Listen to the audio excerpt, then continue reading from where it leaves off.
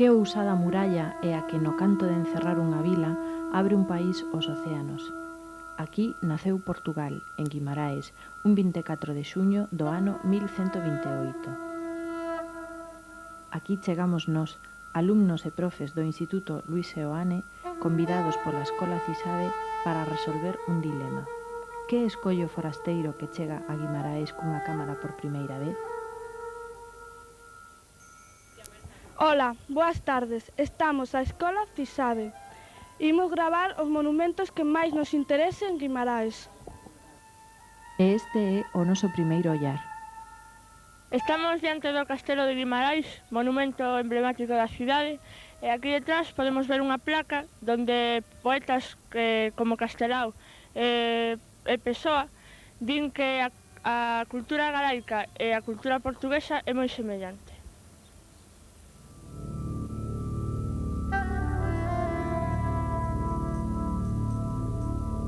Estamos dentro do Castelo de Guimerais, o cal foi fundado por Mumadona no século X. Mumadona era descendente galega. Parece ser que foi reconstruído no século XII e XV. Este castelo está ligado co nacemento da nación portuguesa.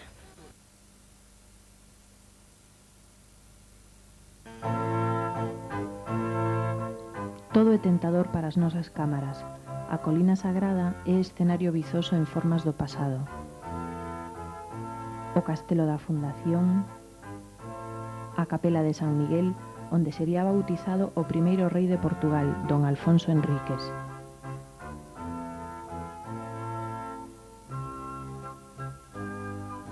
O Pazo dos Duques de Braganza.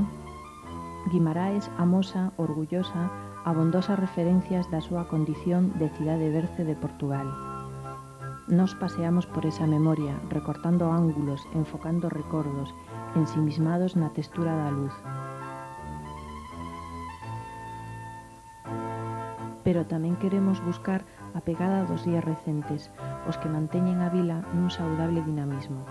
8 séculos ben vividos convirten a Guimaraes nunha cidade que asiña a ser calificada como patrimonio da humanidade.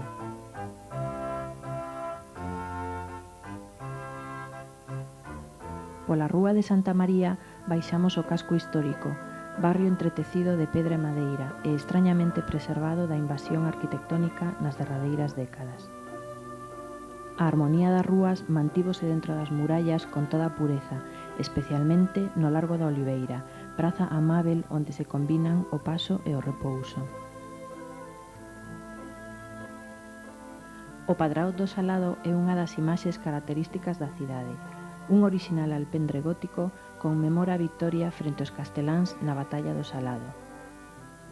Tras el, a igrexa de Nosa Señora da Oliveira encerra un dos lados da praza. Na fachada se perciben as múltiples modificacións de que foi obxeto. Aínda así, podemos regalarnos coa visión de delicadas esculturas labradas en pedra caliza.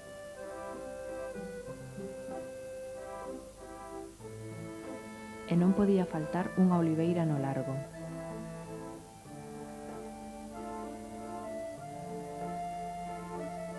Os antigos pazos do concello rematan a praza polo norde.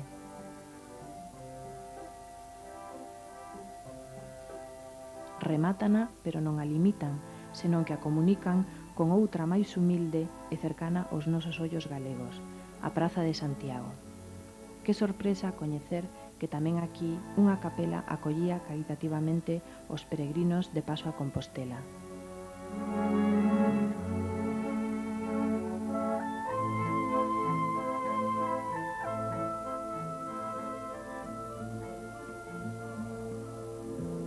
Cara a igrexa dos Santos Pasos, a cidade chisca no seu ollo con outro detalle cautivador.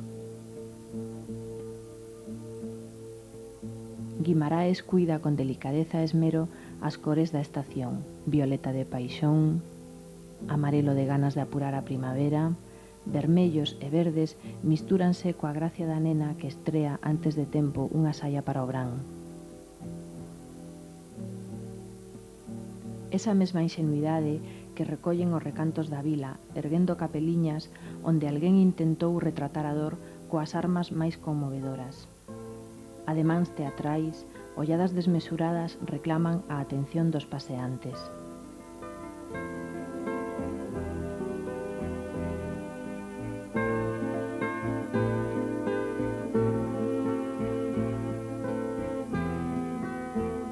Cridos ou descridos, paramos na rúa de Santa María.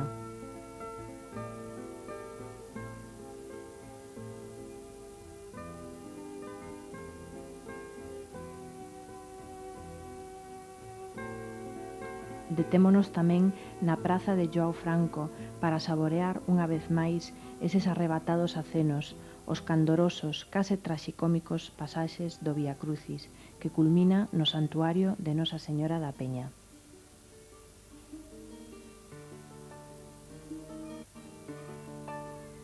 Nosa Señora da Peña garda dende o alto a cidade.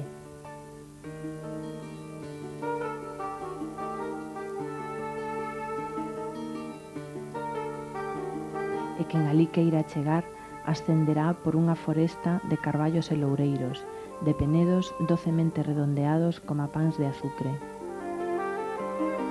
Ascenderá por terra ou por ar, coa emoción de descubrir a luminosidade do val no que a vila se apousenta.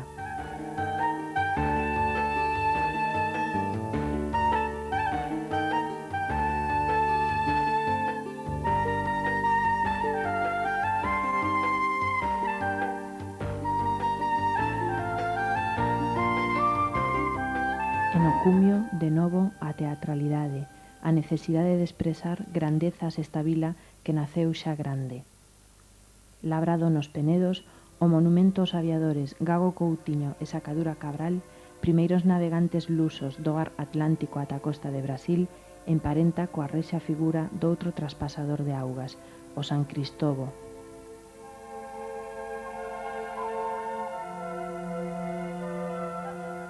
Polo ar aguilloado de campanarios, torres e veletas, baixamos de novo a vila, de igrexa en igrexa, como se dun xogo de votos se tratase. O convento de San Francisco na Alameda combina a exquisitez coa caridade. Os claustros sinxelos afánanse en apañar a luz do mediodía para que os enfermos dilúan as súas mágoas entre as raiolas. O interior da igrexa ten brillo propio.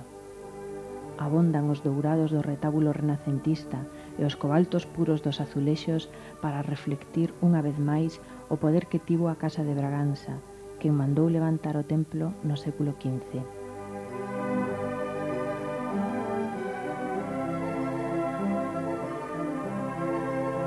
Saímos cegados por tanto esplendor aos xardíns da Alameda, que envolve parte do casco histórico.